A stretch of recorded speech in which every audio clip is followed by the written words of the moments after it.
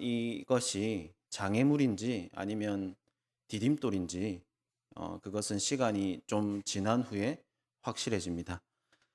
오늘 본문은 광야에서 약속의 땅으로 이렇게 진입하기 위한 첫 번째 그 장애물을 만난 이스라엘 백성에 대한 말씀인데요.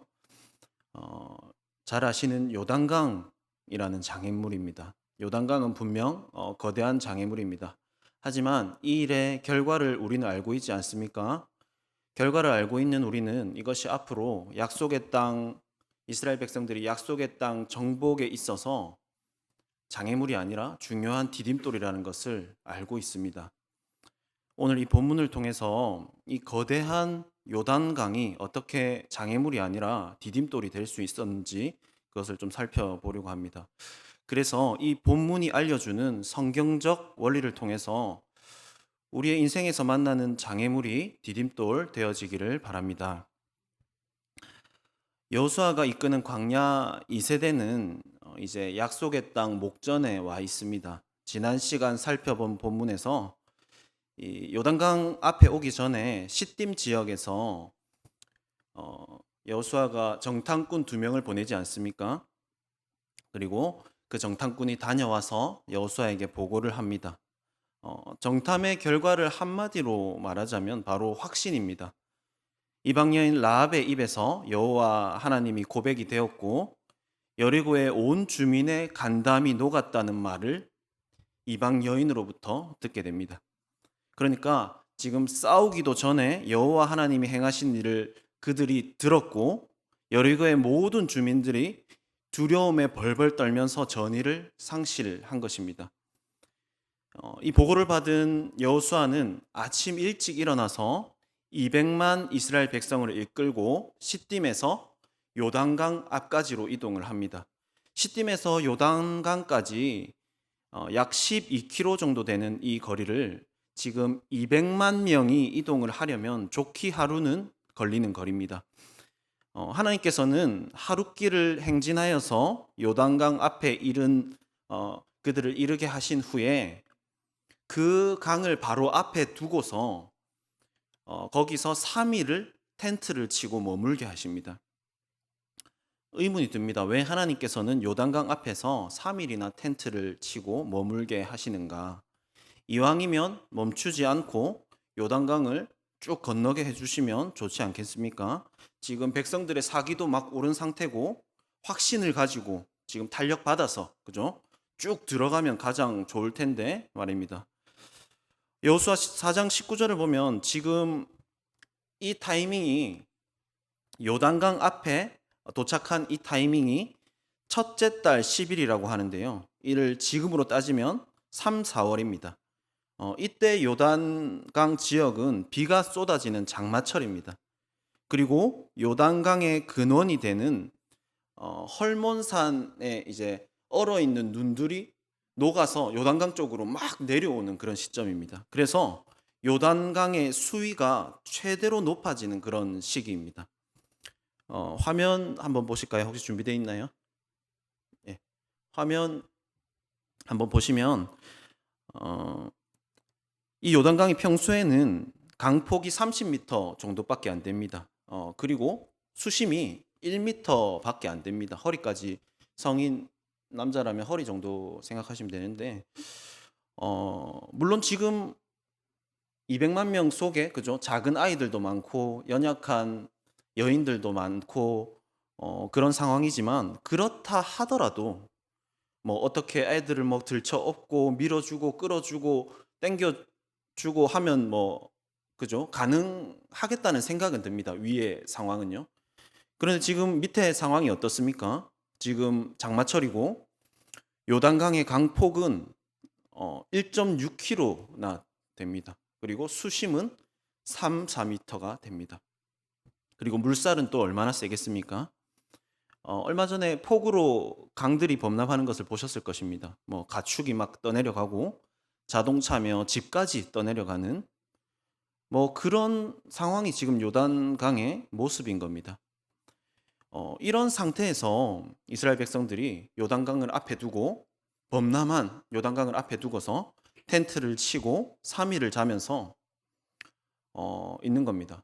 그 텐트를 치고 자고 있는 200만 명의 머릿속에 무슨 생각이 들었을지 한번 상상을 해 보십시오. 텐트에 누워서 물이 밤에 자려고 누웠는데 물이 콸콸콸 흐르는 그 요단강 물소리를 들으면서 잠이나 제대로 잤겠습니까? 그야말로 굉장히 심란했을 겁니다. 그런데 제가 가만히 이 상황을 상상해 보니까 좀 의아한 점이 있었습니다. 예전에 이스라엘 백성 같았으면 어떻게 했겠습니까? 이런 큰 장애물을 만났을 때 우리 이제 다 죽었네 하면서 이렇게 우리 죽을 거면은 왜 우리를 애굽에서 끄집어냈냐면서 울고불고 떼쓰고 반항을 했을 것입니다. 하지만 그들이 지금 잠잠히 3일 동안 기다린다는 것입니다. 40년 전에 홍해를 마주한 이스라엘 백성을 한번 떠올려 볼까요? 홍해라는 그 큰 장애물을 마주한 백성들이 모세에게 뭐라고 합니까? 애굽에 매장지가 없어서 우리를 여기로 끌어내서 이 광야에서 죽게 하느냐? 우리를 내버려 둬라. 우리가 바로왕 섬기겠다고 하지 않았느냐? 여기서 죽느니 우리 바로왕 섬기겠다. 그런 말들을 합니다. 그런 그들에게 모세가 가만히 있어라, 잠잠해라 명령을 했습니다. 그런데 지금 요단강 앞에서는 누가 안 시켜도 잠잠한 것이죠. 홍해는 큰 바다이고 요단강은 그래도 해볼만 하니까 잠잠한 것일까요? 그렇지가 않습니다. 인간적으로 가망이 1%도 없다는 것은 홍해나 지금 요단강이나 동일합니다. 홍해나 지금의 요단강이나 인간적으로 뭔가 도전해서 극복할 수 있는 여지가 하나도 없는 상황인 것이죠. 게다가 지금 요단강 앞에서 3일이라는 시간은 짧지 않은 시간입니다. 부정적인 생각이 마구 쏟아져 나오기에 충분한 시간입니다. 하지만 그들이 잠잠합니다. 물론 지금 요단강 앞에 있는 광야 2세대도 별의별 생각이 다 들었겠죠. 하나님 시킨 대로 왔는데 왜 하필 이런 최악의 때에 오게 하시는가 하면서 하나님에 대한 의심도 지나갔을 것입니다. 그리고 에이 내가 그렇지 뭔가 잘 되나 싶었다 하면서 패배의식이 울컥 올라왔을 것입니다. 하지만 그들이 잠잠하게 기다릴 수 있었던 이유는 그들이 성장했기 때문입니다. 그들이 얼마 전 하나님이 모세를 통해 하신 그 말씀을 통해서 말씀으로 무장되었기 때문입니다. 그들이 모세를 통해서 과거 부모 세대의 실패에 대해서 들으면서 그 말씀을 묵상하고 곱씹으면서 내가 홍해 앞에 서면 어떨까? 내가 어떤 어려움을 만났을 때, 내 앞에 큰 장애물이 왔을 때 나는 어떨까? 그것을 그들이 묵상하고 계속 시뮬레이션을 하고 마음으로 훈련되었기 때문입니다. 주님은 이 성경 말씀을 통해서 우리에게 많은 실패를 들려주십니다. 실패를 듣는 우리의 태도 중 최악의 태도는 어쩜 인간이 저럴 수가 있지 하는 것이고요. 그보다 조금 더 나은 것은 아, 그렇구나. 인간이 저렇게 악할 수도 있구나. 실패할 수도 있구나 하는 것입니다. 하지만 이렇게 한 번 듣고 끝나는 것에는 이 말씀이 내 삶에서 능력이 되지를 못합니다. 우리 삶의 능력이 될 수 있는 것은 하나님께서 말씀을 통해서 들려주시는 이 실패의 사례를 통해서 이 실패가 마치 나의 실패인 것처럼 여기면서 말씀을 받을 때입니다. 나도 저런 상황이 되면 다를 것 없이 실패할 수 있는 죄인이다라는 마음으로 하나님이 주시는 말씀을 받았을 때 그 말씀이 실제로 내 삶의 능력이 되는 것입니다. 해외의 공항에 가면 우리나라 사람들만큼 가이드의 말을 잘 듣는 사람들이 없다고 합니다. 우리나라 사람들이 평소에는 고집도 세고 남의 말도 안 듣고 해도 공항에 가면 그죠? 앞에서 가이드가 노란 깃발 들고 있으면 줄 딱 맞춰서 착착 서가지고 따라다닙니다. 가이드가 몇 시까지 어디로 오세요? 저번에 늦게 와서 비행기 놓친 사람이 있습니다. 그렇게 말하면 아이고 그래서 그 사람 어떻게 됐대요 하면서 자기 일처럼 막 안타까워하고 그럼 만약에 놓치면 어떻게 됩니까 하면서 적극적으로 질문도 합니다. 가이드가 말하는 것을 토시 하나라도 빠뜨리지 않기 위해서 귀를 쫑긋 세우고 가이드의 말을 듣습니다. 왜 그렇게 길을 쫑긋 세우고 듣습니까? 이게 남 일이 아니라 나도 큰일 날 수 있겠다. 나도 비행기 놓칠 수 있겠다. 그런 것을 생각하고 듣기 때문입니다. 하나님의 말씀을 이렇게 듣기를 바랍니다. 아이고, 나도 저럴 수 있겠네. 말씀을 귀 기울여 듣지 않으면 나도 저리 되겠네 하는 마음으로 하나님의 말씀을 받는 저와 여러분 되시기 바랍니다. 또한 우리는 성경이 보여주는 실패를 깊이 묵상하면서, 그러면 나는 저런 상황이 되면 어떻게 해야 되지? 나는 저런 장애물 앞에 마주하게 되면 내 신앙이 그것을 잘 이겨낼 수 있을까? 이렇게 계속 시뮬레이션을 해야 실제 위기를 만났을 때 그 말씀이 능력을 발휘할 수가 있습니다. 내가 저 상황에 놓인다면 어떻게 해야 되지? 생각하는 것이 묵상에서 굉장히 중요한 부분입니다. 묵상을 할 때 막연하게 그 사건을 보면서 인간은 죄인이네. 그것에서 끝나는 것이 아니라 나도 연약한데 내가 저런 상황에 놓인다면 그때 나는 어떻게 해야 되지? 어떻게 하면 내가 넘어지지 않고 믿음을 지키면서 승리할 수 있을까? 그것을 생각하는 것입니다. 또 한편으로는 이 실패에 대한 말씀을 들을 때 자신의 연약함을 생각하면서 하나님께 기도해야 됩니다. 나도 저 상황에서 좌절만 하고 불평만 할 것 같은데 하면서 스스로만 보며 좌절하고 끝내는 것이 아니라 하나님께 내 연약함을 내어놓으면서 기도하는 것입니다. 주님, 저도 저런 상황이 오면 불평불만하고 반역할 수밖에 없는 연약한 죄인입니다.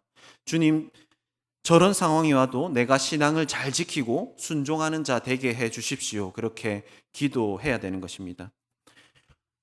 성경은 나의 연약함을 묵상하라고 주신 책이 아닙니다. 나의 연약함만 묵상하면 능력을 발휘할 수 없고 계속 우울함 가운데 빠질 수 없습니다. 하지만 내게 능력 주시는 분 안에서 우리가 믿음으로 말씀을 받고 기도하며 선포할 때 우리에게 능력이 임할 것을 믿으시기 바랍니다.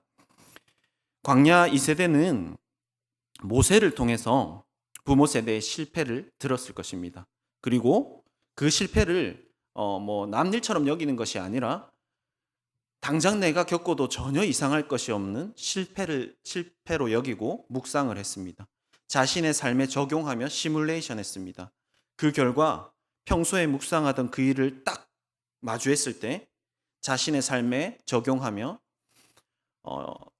능력을 발휘할 수 있었습니다. 비록 마음으로는 이 상황이 어렵고 머리로는 상황이 도저히 이해가 되지 않지만 본성대로 감정대로 반응하지 않을 수가 있었던 것이죠.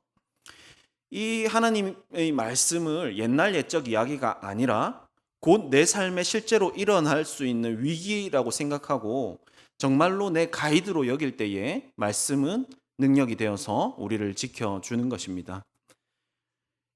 요단강을 앞에 두고 텐트에서 지내는 3일은 그야말로 기도밖에 할 수 없는 그런 시간이었습니다. 당시에는 피가 마르는 그런 시간이었을지 모릅니다. 하지만 기도 외에는 아무것도 할 수 없는 그런 상황이 되었을 때 우리는 진짜 기도를 하게 됩니다.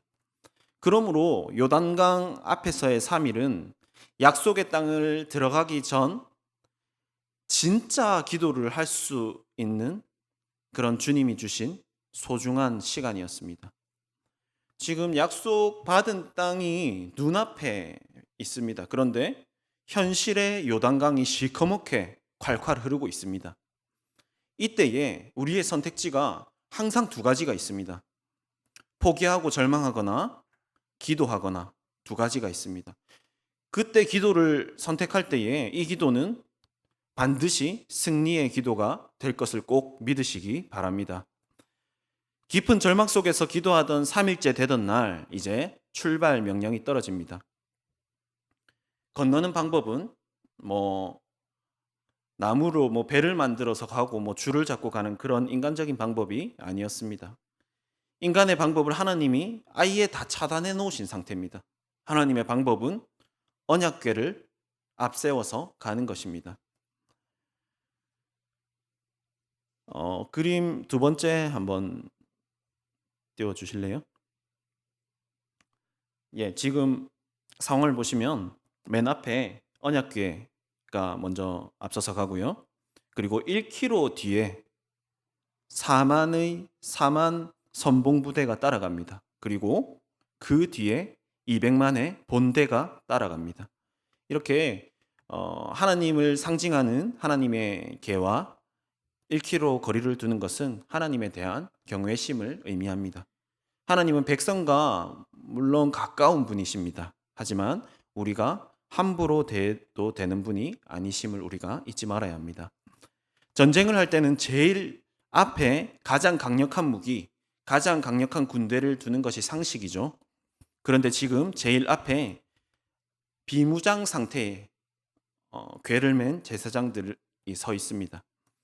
게다가 무장을 하고 그나마 싸울 수 있는 자들은 1km 뒤에 한참 뒤에 따라오게 하는 것입니다.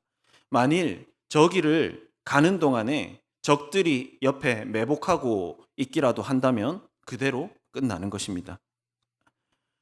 하지만 하나님의 군대는 창과 칼로 싸우는 군대가 아니기 때문에 하나님의 임재를 상징하는 궤를 가장 앞세워서 행진합니다. 하나님의 군대는 창과 칼로 싸우는 군대가 아니라 찬양대를 가장 앞세워 싸우기도 하는 기이한 군대입니다. 역대하 20장을 보면 모압 암몬 연합군이 쳐들어오는데 인간적인 방법으로 도저히 이길 수 없는 상황인 것을 알았습니다. 여호사밧 왕은 적진을 향하여 찬양대를 모아서 앞세우며 하나님을 찬양합니다. 그러자 하나님께서 그들이 서로 착각하여서 격렬하게 싸우게 하시고 모두 전멸시켜버리는 사건이 있습니다. 하나님의 군대는 신비롭고 기이한 군대입니다. 나는 하나님의 군대에 속한 신비한 사람임을 잊지 마시기 바랍니다. 소속을 분명히 하시길 바랍니다. 세상의 방식으로 해결 보려는 생각을 멈추시고 영적인 군대에 속한 자로서 영적인 관점에서 문제를 바라보고 기도로 싸우고 찬양으로 싸워서 승리하는 우리가 되기를 바랍니다. 보통 언약궤는 레위인들이 메고 갑니다. 그런데 이번에는 레위인 중에서도 제사장이 직접 메야 했습니다. 이것은 영적인 지도자로서의 사명을 보여줍니다. 비무장 상태에서 위험을 무릅쓰고 말씀을 메고 가는 것입니다. 위험을 무릅쓰고 말씀을 메고 먼저 길을 여는 것입니다. 우리가 부모로서, 교사로서, 직분자로서, 사명자로서 위험을 무릅쓰고 말씀을 메고 길을 먼저 열어갈 때에 요단강이 열렸던 것처럼 우리의 가정과 공동체의 길이 열릴 것을 믿으시기 바랍니다. 이 요단강을 기점으로 이스라엘 백성들은 노예 출신의 광야 유목민에서 거룩한 군대로 바뀝니다. 하나님이 이 군대에게 요구하시는 것이 하나 있는데요. 바로 거룩함입니다. 오늘 읽은 여호수아서 3장 5절 말씀을 함께 읽도록 하겠습니다. 시작. 여호수아가 또 백성에게 이르되 너희는 자신을 성결하게 하라. 여호와께서 내일 너희 가운데에 기이한 일들을 행하시리라. 아멘. 창과 칼과 어떤 실력 말고 무엇이요? 거룩함을 요구하십니다. 항상 우리가 기억해야 될 것은 하나님이 원하시는 것은 탁월함 이전에 거룩함임을 잊지 말아야 할 것입니다. 기적을 원하는 사람은 많습니다. 누구나 기적을 원합니다. 하지만 거룩을 원하는 사람이 적습니다. 주께서는 너희가 거룩하면 기적을 볼 것이다 약속하십니다. 할렐루야. 기적을 원한다면 하나님이 원치 않으시는 내 안의 죄를 먼저 제거해야 할 것입니다. 내 안에 회개하는 영을 주님께서 부어주시고 죄를 씻어주기를 간구해야 합니다. 거룩을 추구하고 거룩을 사모할 때에 주께서 먼저 우리의 그릇을 깨끗하게 해주신 다음에 그 다음에 기적으로 채워주실 것을 믿으시기 바랍니다. 요단강을 마른 땅으로 건넌 광야 2세대는 건너고 나서 너무나 감격하면서 우리 부모님이 하신 말씀이 사실이었구나. 또 어린 아이들은 우리 할아버지 할머니께서 하신 그 홍해의 기적이 사실이었구나. 그렇게 감격하며 찬양했을 것입니다. 더 이상 이들에게는 전설로 내려오는 기적들이 아니라 나의 기적, 나의 간증이 된 것입니다. 말씀을 정리하겠습니다. 홍해를 가르시고 요단강을 마르게 하신 하나님은 그때의 하나님만이 아니라 지금도 동일한 나의 하나님임을 꼭 믿으시기 바랍니다. 하나님은 지금도 우리에게 누구보다 기적 베푸시기를 원하고 계십니다. 우리는 약속의 땅 앞에 있습니다. 약속의 땅에 들어가기 전에 그리고 장애물을 만나게 됩니다. 그러나 두려워하지 마시기 바랍니다. 옛날 옛적 이야기, 소설이 아니라 정말로 홍해를 가르시고 요단강을 가르신 하나님이 나의 하나님을 믿으시고 두려워 마시고 당황치 마시고 순종함으로 발을 내디디시기 바랍니다. 그리하면 기적을 경험하게 될 것입니다. 그리고 장애물을 건넌 후에 이 요단강이 내가 만났을 때는 장애물인 줄 알았는데 지나고 나니까 은혜였다고 간증하게 될 것입니다. 날이 갈수록 이러한 간증이 넘쳐나는 저와 여러분들 되시기를 바랍니다. 우리 함께 말씀을 가지고 함께 기도하도록 하겠습니다.